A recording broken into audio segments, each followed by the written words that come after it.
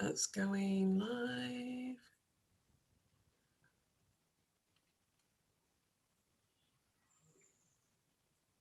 Oh, I can join from Eventbrite as well. Let's see if it'll let me in.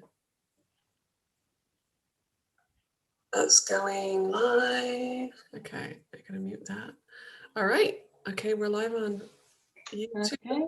So hold on. Just 1 second here. Let me just make sure we're going. All right. I will just take a moment really quickly, Roz. We have. Oh, this is fabulous. So we have the lovely Roz, excuse me, who's returned again for a second time to come and talk with us about astrology. I don't actually, but the Age of Aquarius, I think, is what it was all about, Roz, wasn't it? That's right. Yeah, the Age of Aquarius. And last year we had a lot of talk about the Great Awakening, which some people have connected with the Age of Aquarius sort of being birthed. But I kind of want to tackle that Great Awakening concept a little bit in that it's a bit of a myth.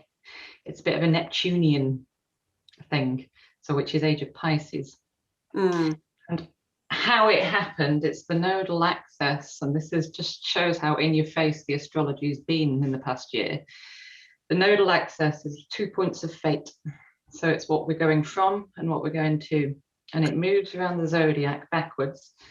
It spends about 18 months in each sign. And for the past year, the south node of the moon, which is where we've come from, what we're leaving behind, has been in Sagittarius, which on a base level is long distance travel. And the north node, where our focus is going, has been in Gemini, which is more about local community travel, where you can get to on foot, on a bicycle, that sort of thing. So obviously we can see with lockdown and everything how that's played out in the past 12 months. And within that, we had Neptune, which formed a T-square to those nodes. And when it's like you've got an opposition, the two nodes opposing each other, and then at a right angle, you get Neptune in the middle, activating them both, and then both activating Neptune. And Neptune, on its more negative side, is full of illusion. So again, this is all stuff, confusion, illusion, miscommunication, misunderstanding, polarized thoughts, all that sort of Neptunian stuff. And I personally think the concept of the Great Awakening is a part of that illusion. And the reason being is because, again, sort of, although awakening is very much an Aquarian word, the concept that it was played in it's more out there. It's like something's going to come and happen to us, like a savior is going to come and rescue us. And that again, it's a very Piscean thing. Sort of Piscean energy is like heaven is up there somewhere, whereas Aquarius, it's more heaven is within. So I also think it's quite disempowering because of that. It stops us taking personal responsibility because, you know, whether it's the government or Donald Trump or JFK Jr. rising from the dead, coming to save us all and give us the truth, it's not going to happen. We have to sort of save ourselves and rescue ourselves and awaken ourselves. Having said that, what there is, though, is individual awakening. And that, you know, people here have sort of experienced that themselves. It's an ever ongoing process. It's a process of evolution of each individual, and it's awakening to what? And it's new layers and new levels of understanding.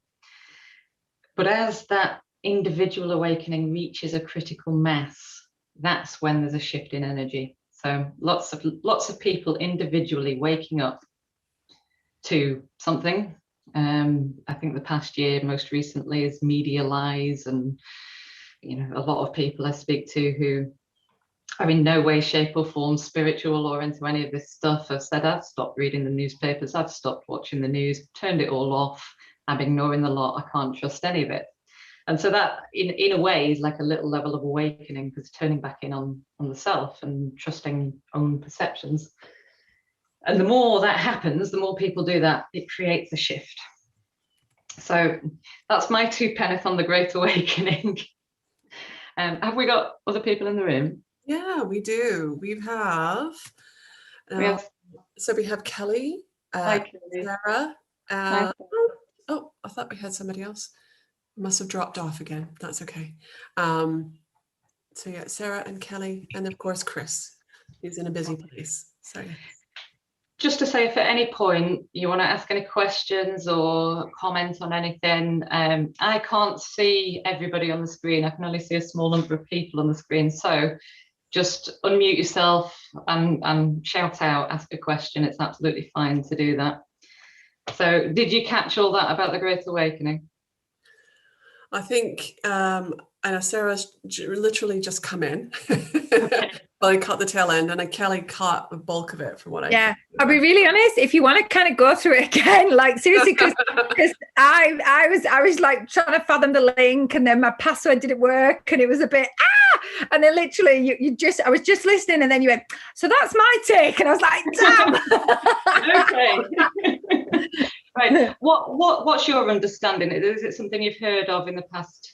Yeah, so where I'm at with it, like kind of, so I'm a real spiritual soul, and you know, I sort of feel it's like there's two. So the term woke, being awake, people being asleep, and things like that is kind of like turned into mush. Really, it don't really feel to me. I think people are misunderstanding what the term waking up means. People think it means waking up to the lies, waking up to the media, the governments, and it does to a point, but I'm really very much level. It's exactly. And so it's kind of like, it's deeper than that, it's more than that, it's about us kind of. So what I mean is, like, there's people in, let's say, the Stand in the Park group, okay? I think we're all in that group. I think we are. So what I'm learning is that even within a group like that, there's a hell of a lot of anger and a lot of hatred and aggression and this sort of negative energy. And so even though everybody in the Stand in the Park group feels that, which we are to a degree in that group, I fully agree we are, those people in that group, it's only like stage one of the Great Awakening is what I sort of see it as. What I see it as is that those people who have woken up to the media lies and the government bullshit or whatever, it's like you've got to then awaken to your own soul to then get to a place of love, get to a place of forgiveness, because, you know, if you're fully awakened in this Great Awakening process, you've got to like love the naughty people, which I know it's a tough pill to swallow, is that one, isn't it? It really is. When we're clear on what they're doing and what is really going on, it's like, what, you want me to send them love? Are you kidding? And but I mean, I know that's up there in the Great Awakening. I get that, but that's where I'm at with it all. So I'm really trying to get to this ultimate place of unconditional love, even with people were doing really bad things. Like, do you know what I mean? Anyway, that's just, sorry, you just asked and I just like, no, it's really good. It out. Really good to hear where people are coming from with it. And a lot of what you said is actually what I was saying in terms of it's a very individual process. Yeah. So the Great Awakening is a big event that's going to happen to us. It's not really a thing. That in itself is an illusion. So this individual awakening that creates a critical mass, and the unconditional love and think that's all the wonderful things from the age of Pisces that we want to take with us into the age of Aquarius. And we get a lot of light workers who are being criticized by perhaps, the angry people in Stand in the Park for sitting at home and meditating. What are you doing? You're doing nothing. But actually that energy needs to carry forward into the age of Aquarius, because without it, we're going to struggle as a humanity. And just in terms, again, just a little bit on the Great Awakening or individual awakening, going into the Aquarian age. And I know this is some of the work Sarah does with her energy healing. It's moving away from that. There's still a unity consciousness in the sense of developing unconditional love, but becoming more centered within our own energy. So we're in our own individual energy, and we're not bouncing stuff off places, people and places all the time. And again, that's the paradox of Aquarius. We are an individual, we are one person, and to try and avoid that mixing and matching of energies between people. And in doing that, there's the paradox, you sort of self-healing and being centered within their own energy. It then, again, creates a critical mass of people sitting with their own stuff and evolving, being very Aquarian word. So, yeah, I wanted to bring up the Great Awakening purely and simply for that, to discourage that sort of savior, rescuer, something out there coming to save us. It's our own work, our own journey. Yeah, Roz, can I just add in there, sort of follow on with what you're saying and what Kelly had said as well. So I've come to the point where I look at this whole evolution as like a spectrum, you know. So we go from being totally wrapped up in the mainstream narrative, and then we wake up. I resist using the word, but there's nothing else at the moment. And then, as Kelly said, people get angry, and you know, they go into that, and the aggression comes out. But what I've also noticed, and in particular with myself, is that, you know, as we move through it, as we learn to sit with it, as we learn to love it up and accept it, we come back into its place in the middle. And that seems to be, you know, that is from there, then we're able to move forward and create something different. So I'm curious to hear how that fits in with, you know, if any of what you're about to say. Yeah, well, to put simply, you know, take it literally. If you're in a really deep sleep and somebody comes along clanging pots and pans, you're not going to be happy. Yeah. And that, you know, that sort of metaphorically as well, in terms of waking up and coming into consciousness and becoming increasingly aware, it's the same. And it's also, we have to purge a lot of deeply held emotions. Completely. In order to process them and then transmute them into love. So the Age of Aquarius, does anybody understand the concept of the changing of astrological ages and where that comes from? Oh, shall I'd love to hear what you think, and what just go for it, and I just love listening. Okay, so an astrological age is about 2,100 years. It changes. It's where the vernal equinox, the constellation that the vernal equinox is pointing to. So like it's spring, 21st of March, the constellation it's pointing to is the age that we're in. It moves a degree every 72 years.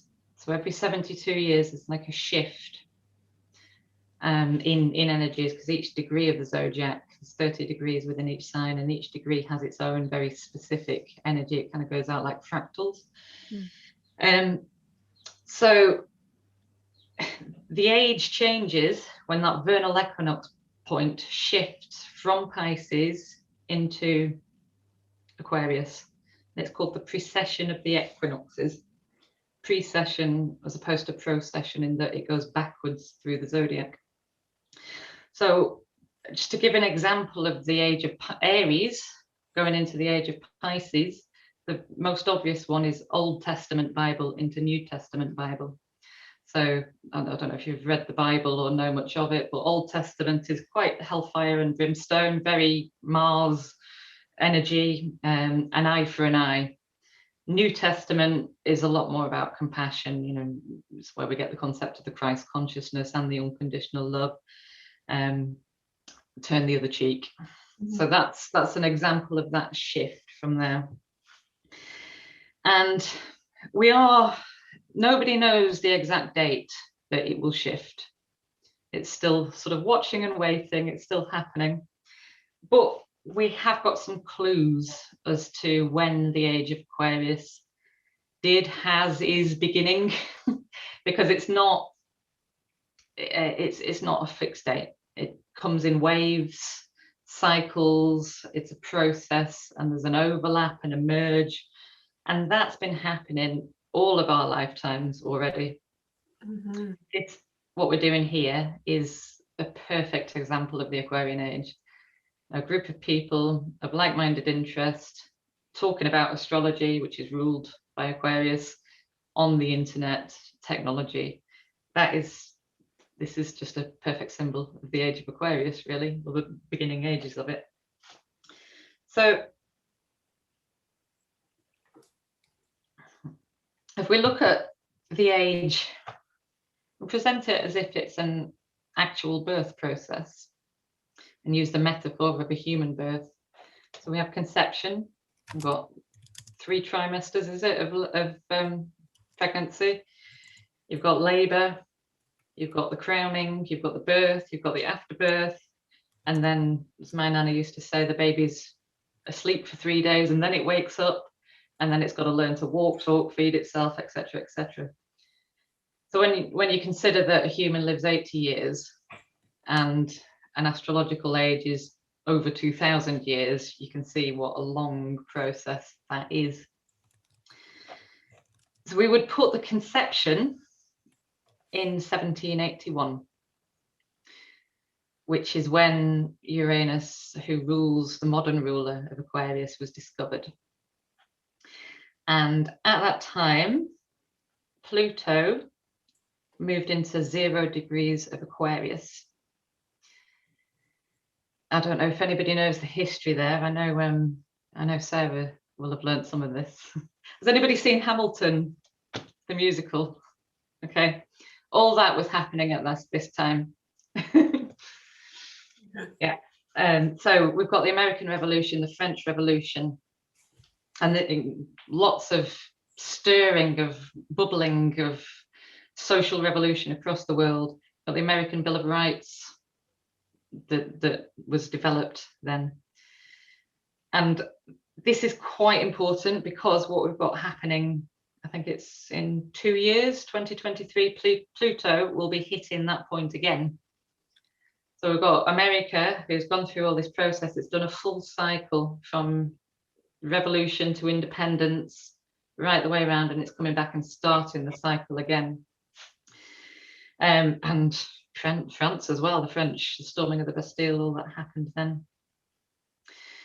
Following that, we've got the first Uranus return, so it had gone around the zodiac and came back, and we have an industrial revolution, revolution being an Aquarian word, and it changes permanently the way that we live.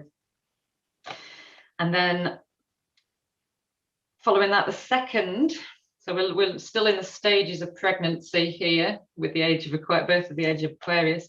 The second Uranus return in 1947, which was Roswell, when the Roswell crash happened. So again, Aquarius and Uranian energy, it's all about extraterrestrial contact, space travel, all that sort of thing. So we've got that Roswell event in 1947, and also the founding the year later of the NHS. So again, free health. Really quickly, what's the Roswell? I've never heard that. Just really quickly, I'm just interested. It's I don't know if it's if anybody knows whether it's actually been released as true or not yet, but alien crash in America. All right. Okay. UFO crash. Right. There has been news of some of these things being released as true, but I don't know. So yeah, it's one of the big conspiracies, the alien crash in America. Right. Yeah. Okay. And then the next part, sort of, I suppose when labour takes hold, the process of labour happens, was the 1960s.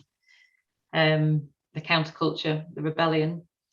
Does anybody know the song, the words to the song, The Age of Aquarius?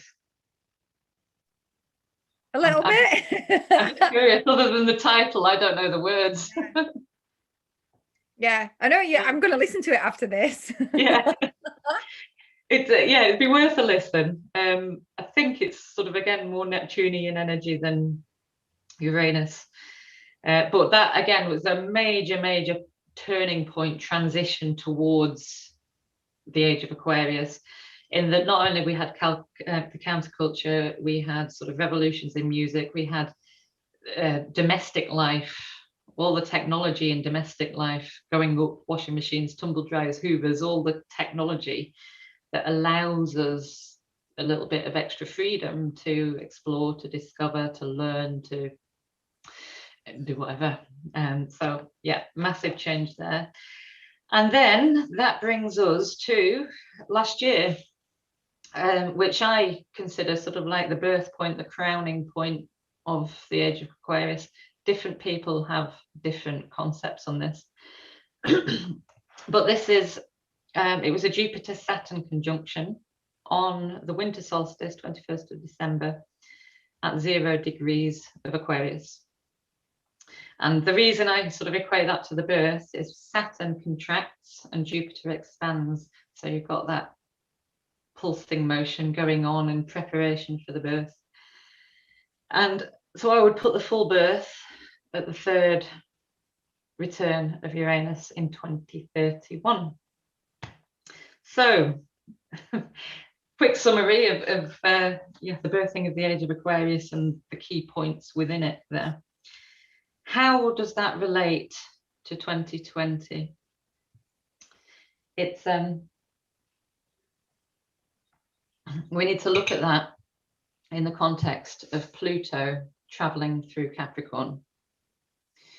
Now, Capricorn is the establishment, the order, the patriarchy, the systems, the structures, everything, the whole old ways of society.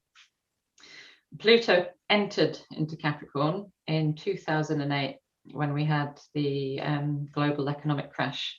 And that was Pluto coming in and saying, hey, come on, let's think about what you're doing here. And of course, what that did, it exposed, a very Plutonian word, it exposed a lot of corruption, a lot of power plays. It kind of woke people up, I guess, didn't it, to a lot of injustice and inequalities, and the banks were bailed out.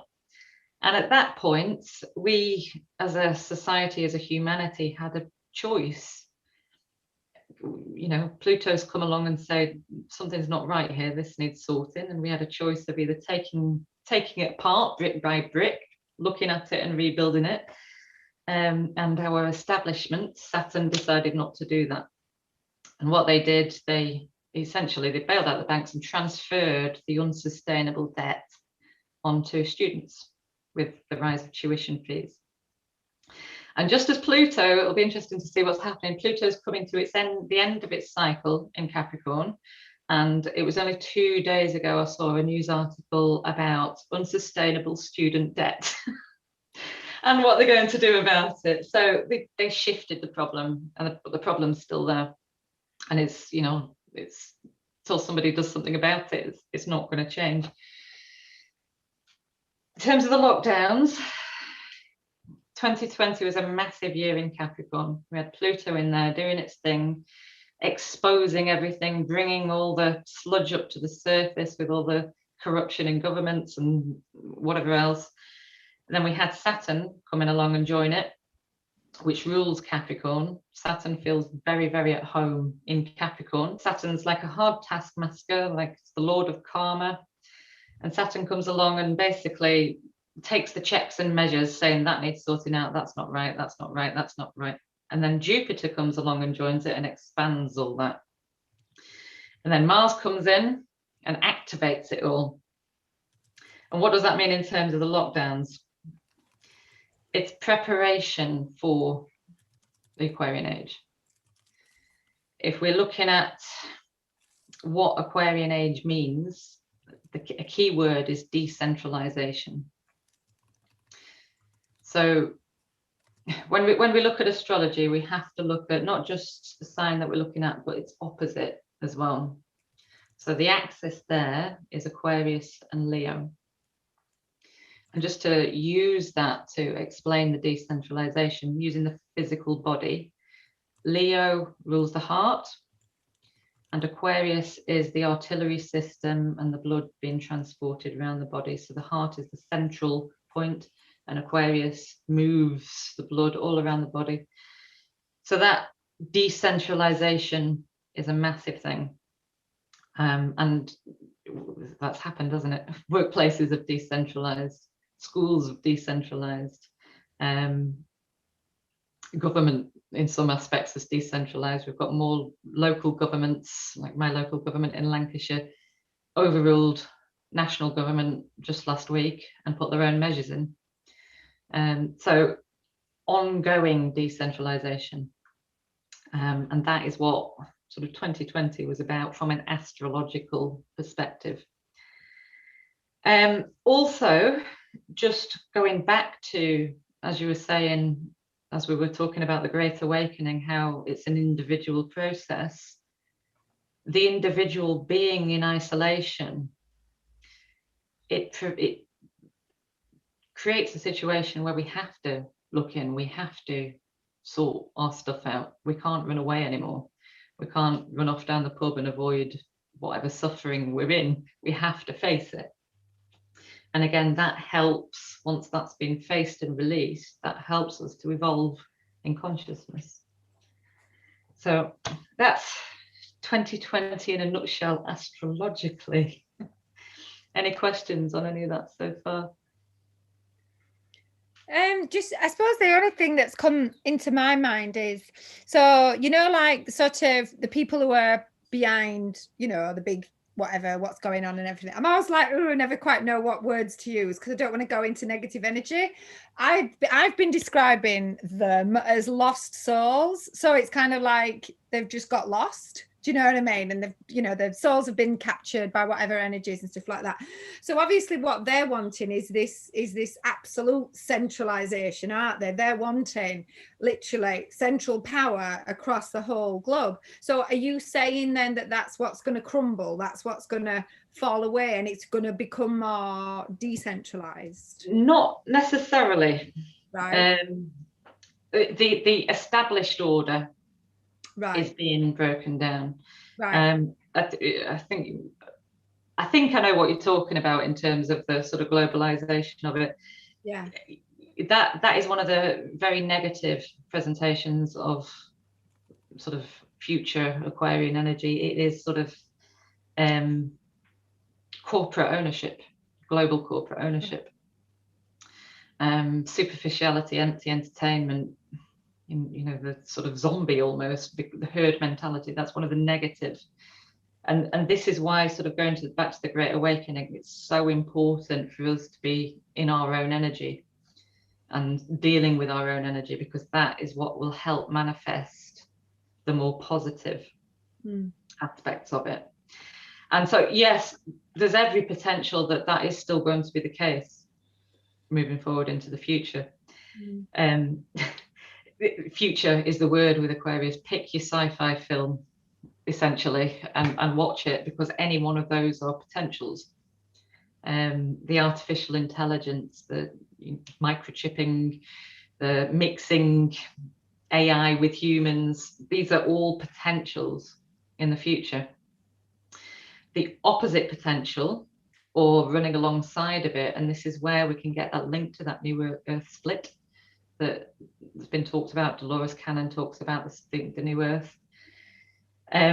Alongside of that, so there'll be potentially groups who are just, you know, permanently glued to the smartphone or having Facebook beamed direct into the brain, drinking the Coca-Cola, having the microchips put in to get access to wherever. The positive side will be community, but individual within community.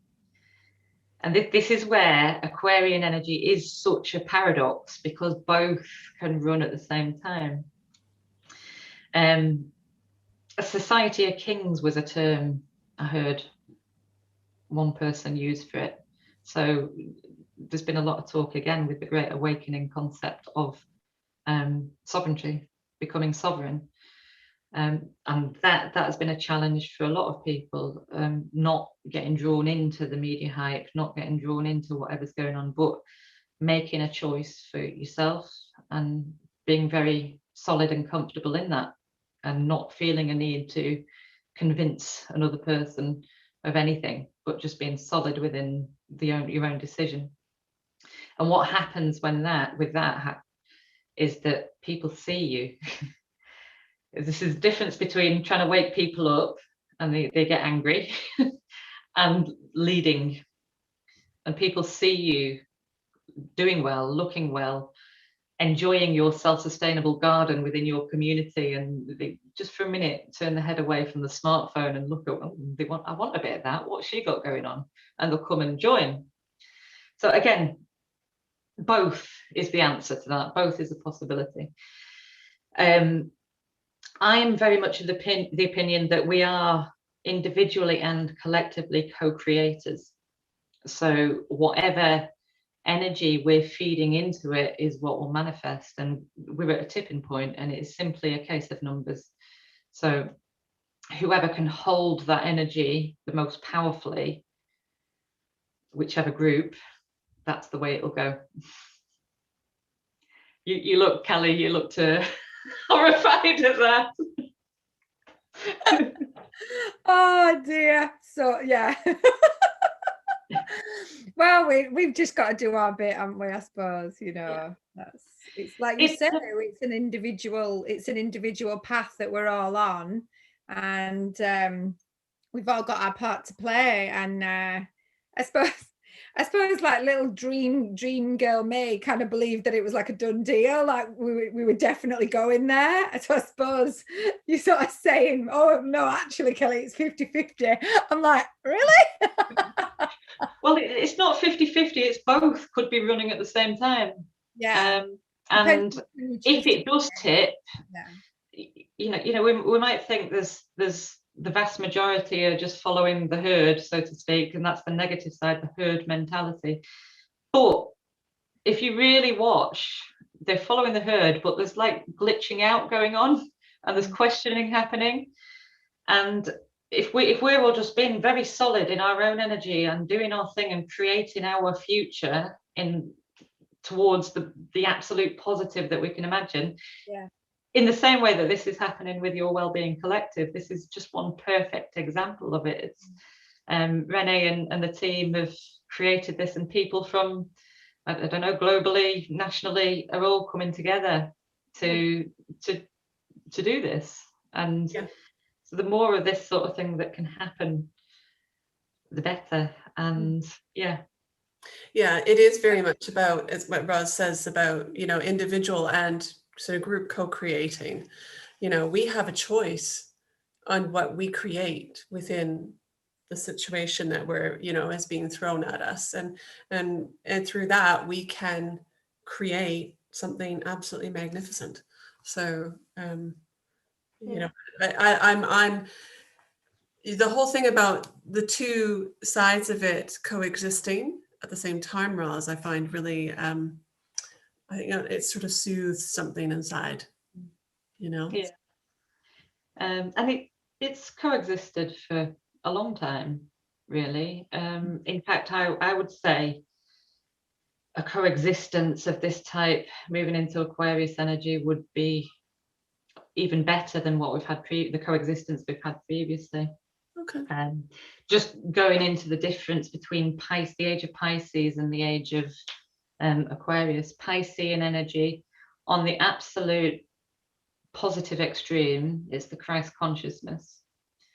And so, you know, we've had a few people throughout history that have fully embodied that, Christ being one of them, Rumi, people like that, all the mystics of the ages. And then on the far opposite end of the Neptunian extreme, the Piscean extreme, is drug addiction, escapism,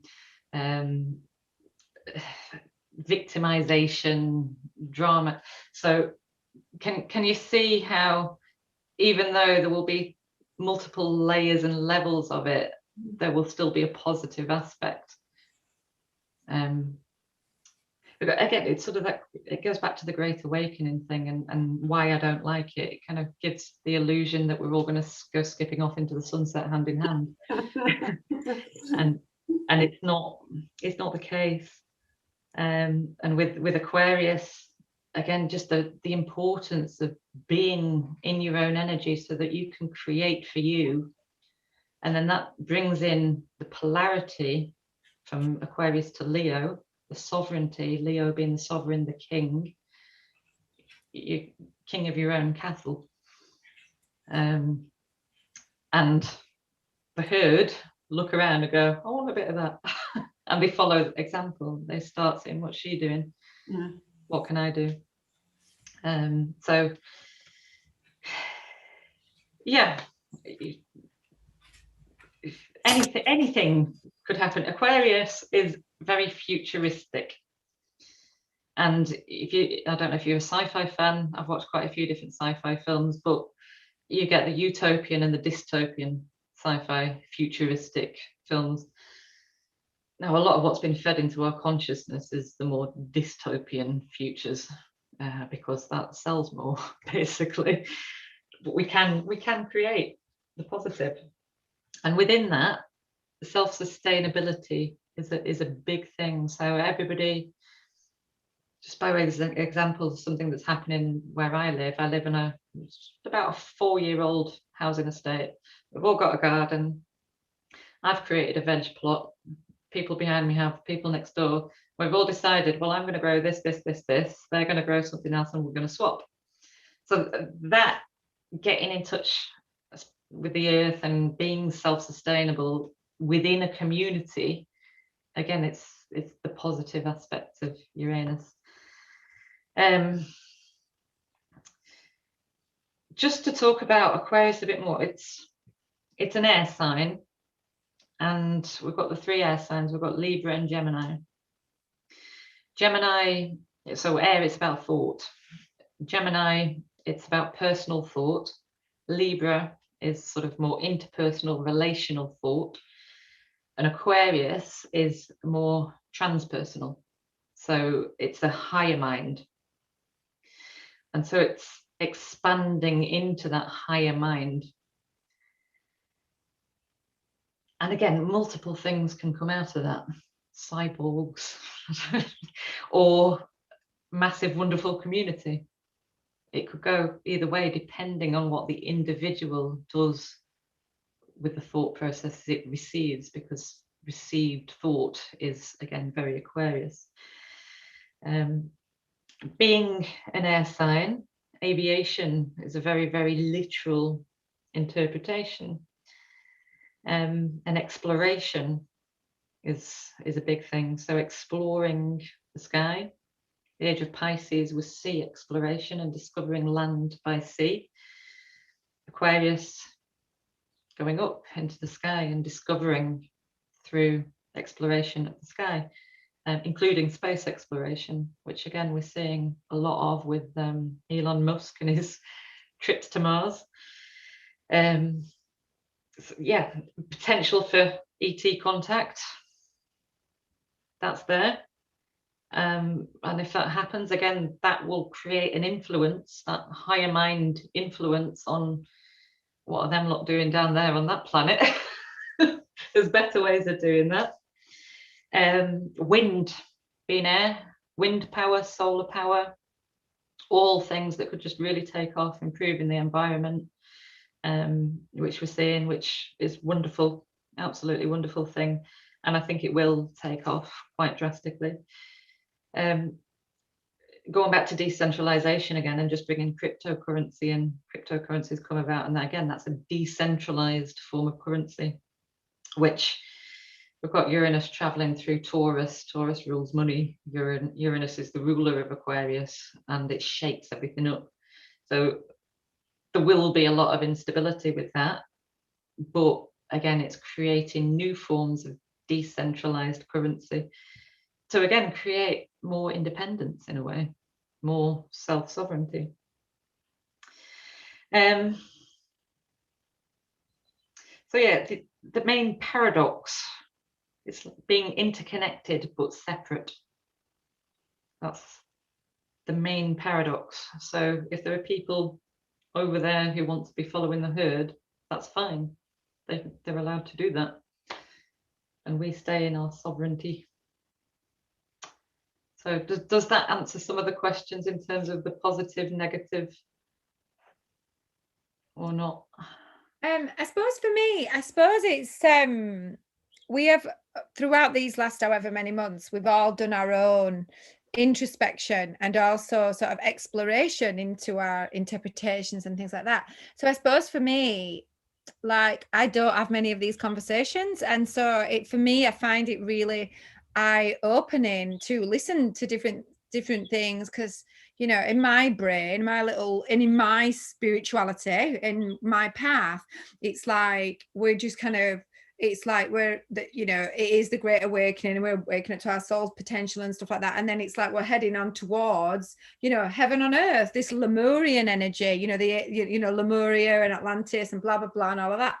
And so I suppose it's like, in my brain, up until this call, I kind of thought that one had to disappear in order for one to emerge. Well, yes, but that's what's been enabled to happen with the lockdown, hasn't it? Yeah. People have gone within. Yeah. And that the heaven on earth, again, that's very Aquarian in a way. The Pisces is heaven is up there somewhere, and I can't access it unless I go through the authorities. And the Aquarian is bringing it down into within the self. On the chakra system, Aquarius rules the root chakra, and its polarity, Leo, is the third eye chakra. So again, it's bringing down, it's grounding that higher knowledge, that higher wisdom, and bringing it down to earth, so that we can create that heaven on earth for us as individuals. And when enough of us, this goes back to the critical mass thing, when enough of us do that, yes, then there will be a critical mass and a mass shift in consciousness and in I don't like using the word awakening. No, I know what you mean. So it's essentially what I'm sort of interpreting it is, then it's like we just have to create our own individual heaven on earth, what it means for us. Yes. So I'll do my heaven on earth, you do your heaven on earth, he'll do his heaven on earth, and then it'll expand in whichever way we all decide is our heaven on earth. It's not like this, like a heaven's going to come down and this is heaven on earth. It's like you say, I like that thought actually, that it's a real personal thing, and your heaven on earth might be different to my heaven on earth. And it's absolutely, and so someone's heaven on earth might be, like you said before, Netflix 24/7, microchips coming out of their ears, and that might be their heaven on earth. To use the Aquarius thing as well, for a lot of people, heaven on earth, using an Aquarius thing, consensus decision making might be heaven on earth. For me, that is hell. Because for me, it's like I don't want to sit around for 4 hours discussing whether the A on Aquarius should be a capital or not, but for some people that's wonderful and that's great. You go and create a community over there and do that, and I'll create my community over here and do what I'm interested in. And it's an individual process, but energetically speaking, the more we grow in love as individuals, the more we actually allow the other person a place in the microchipped, Facebook beamed into the brain world, and accept that. You've made me think of it completely differently, in a really cool way that makes me feel not quite so stressed. I don't feel quite so responsible, like that we have to save the world. I kind of think, I just need to do me. That's all I need to do. Well, who was it that said, there's a quote about that, isn't there, something? If you want to change the world, start with yourself. Looking at Michael Jackson, it was one of them. Starting with the man in the mirror. And it does, on the negative side of things, all the hate, the anger, the bitterness, it's toxic and it spreads. But if we can, as individuals, hold that energy of love and compassion, which is the positive of the Piscean to take forward into the Aquarian age, if we can hold that will spread as well. Because we can get attacked by people and we'll forgive them, and eventually at some point they'll keep attacking and they'll go, why aren't they affected by this? What? So, and it gives a vision for people to work towards as well, including all of us. I mean, we've all, it's an unfolding process, and this is why, again, the Great Awakening, I don't like the term, because it's awakening, it's more like the lotus flower. It's a continual flowering, continual process, a continual peeling away. And you know, we don't all dissolve into the ether and ascend. It's like, you know, what's the saying? Before enlightenment, chop wood, carry water. After enlightenment, chop wood, carry water. We've still got to do our laundry. Yeah. And astrology is a really good way of looking at it objectively and not getting. We're seeing the narrative and we're seeing all the different parts that the narrative play out, and we see the set that it's being played out in, but we can detach from all the different stories that are going on and just sit back and observe it a little bit more. Sometimes we can go, oh, right, okay, there's this transit, and it pulls us into the drama, Piscean word, which I'm going to do now, actually. In terms of what's coming up, what we've got on for the next year or so, we've got Uranus, which rules Aquarius, transiting through Taurus, and we've got Saturn, which it rules Capricorn, but also it's the old ruler of Aquarius, and they're in an aspect of tension with each other.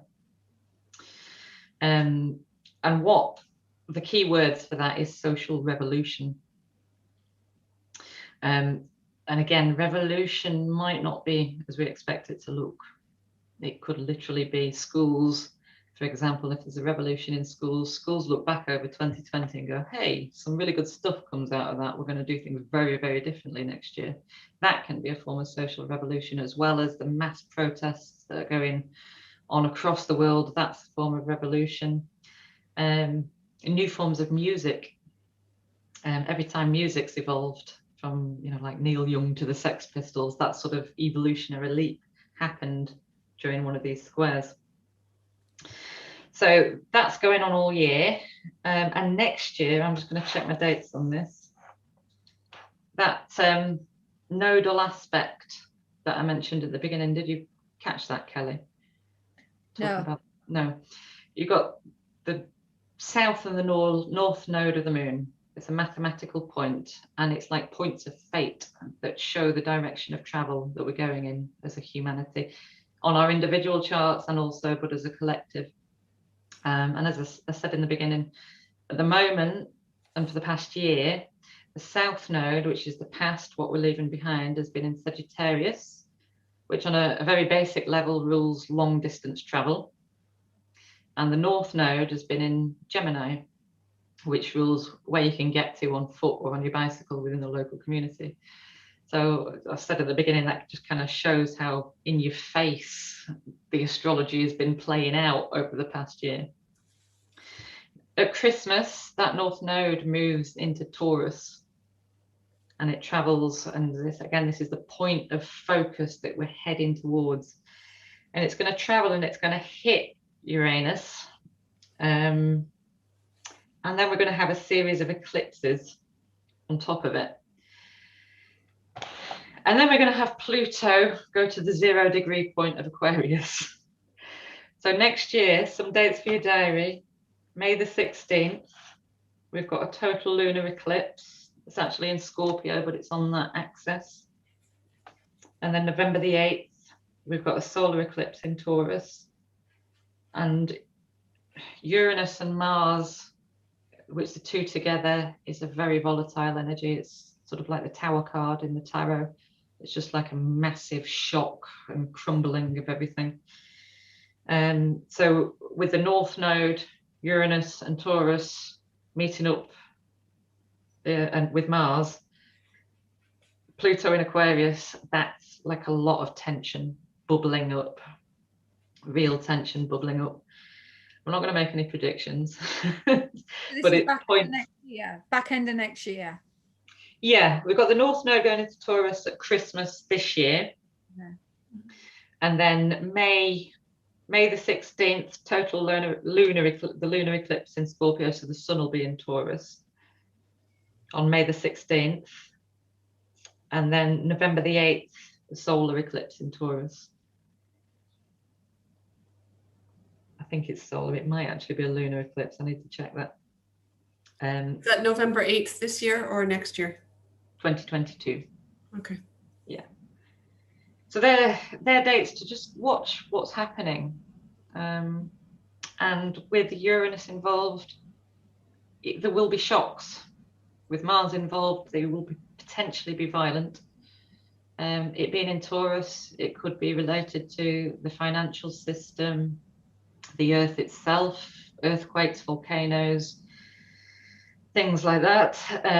Anything that we value, essentially, all the earthly stuff that we value in the tarot, sort of anything sort of Empress card type energy, shocks, potentially violent shocks related to those things. But as they're occurring, the main purpose of Uranus is to upgrade. It wakes us up. Going back to that Great Awakening, the Great Awakener is Uranus. Mm. And sometimes it does take those pots and pans to wake people up. So that's, yeah, potentially volatile energy going on at that time. And considering the last time Pluto was in Aquarius, we had the French Revolution, the US Bill of Rights, we've got the American Pluto return happening, which is a big deal, a restarting of their cycle, like Pluto's death and rebirth. Essentially, it's the phoenix rising, but it's the death part, and then the phoenix rises. So yeah, it's in terms of what's going on and the changes that are happening.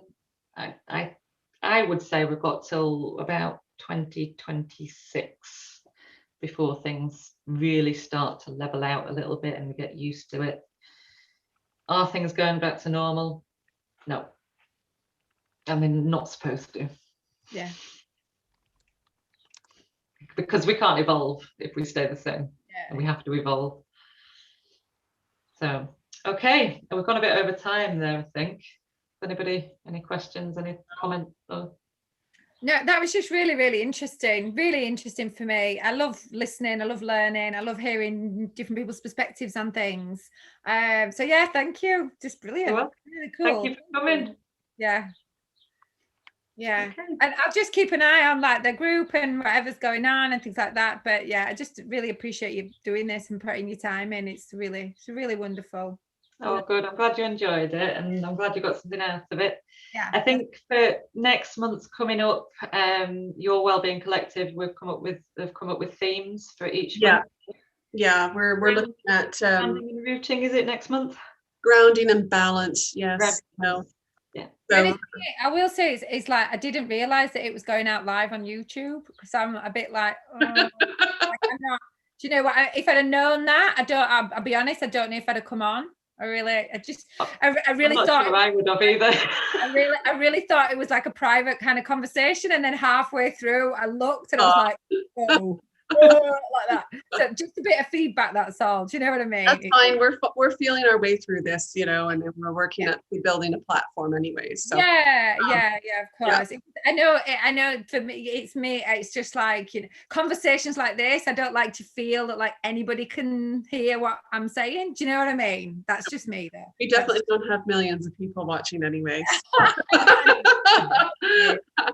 It'll primarily be people within the Wellbeing Collective group. Yeah. And I'm not 100% comfortable with it myself, but again, this is the future. Yeah. It's Sarah, you have a question. Yeah, I wanted to ask, thank you, Roz, for sharing, because I'm like a very good friend of Roz's, so I know we've talked about some of this stuff already. But I want to know, I'm like, what else do you do, Roz? What else do? I do individual natal chart readings. So I look at your chart with the date, place, and time of birth. So it's very, very individualized. We can go as deep as you like with that. And I also do a coaching package using astrology to whatever goals there is. We use the astrology to look at how to create change, and then a 6-week package of coaching to implement that change. Tarot readings, I do a whole host of things really, but they're the main ones. So yeah, thank you, Sarah. So Yeah, no, that was really good there, Sarah, because and where can people go to find you, Roz? Facebook is the best one. Feel free to add me. It's Roseanne K. I think it's Roseanne.K7 or .7. It's Roseanne K on Facebook, or email Roseanne ROZANNE .KKAY@gmail.com. Great. And I do have a website that talks about what astrology is and how it works and that sort of thing as well. That's alchemytherapy.co.uk. Great.